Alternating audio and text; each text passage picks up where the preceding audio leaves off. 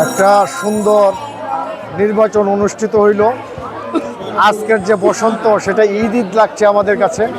আমরা দীর্ঘ 29 বছর যাবৎ এই অনুষ্ঠানটা করে আসছি এবং এটার নেত্রকোনার ঐতিহ্য হয়ে দাঁড়িয়েছে এবং এটা যে আয়োজন করতে পেরেছি বাধাহীনভাবে নিঃসংক চিত্তে, এতে আমরা আনন্দিত এবং অনেক লোক সেখানে জমায়েত হয়েছে। আমরা এই অনুষ্ঠানের সফলতা কামনা করি।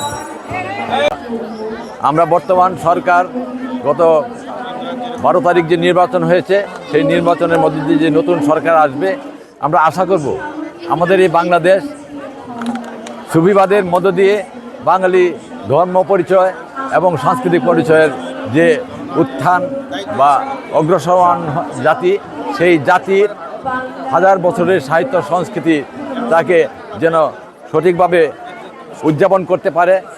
আমাদের বাউল যাত্রা শিল্প, আমাদের লোক সাহিত্য, লোকসঙ্গীত এর মধ্য দিয়ে আমাদের জাতিকে আমরা বাঙালি জাতি হিসাবে বিশ্বের মাঝে পরিচিত করে তুলতে চাই। সেই ব্যবস্থাটি যেন সরকারিভাবে তত্ত্বাবধানের মধ্য দিয়ে আমাদের এই সুযোগটি গ্রহণ করে দেন। আমরা সেই প্রত্যাশাই করি নতুন আগামী দিনের যে নতুন সরকার আসবে সেই সরকারের কাছে। ধন্যবাদ।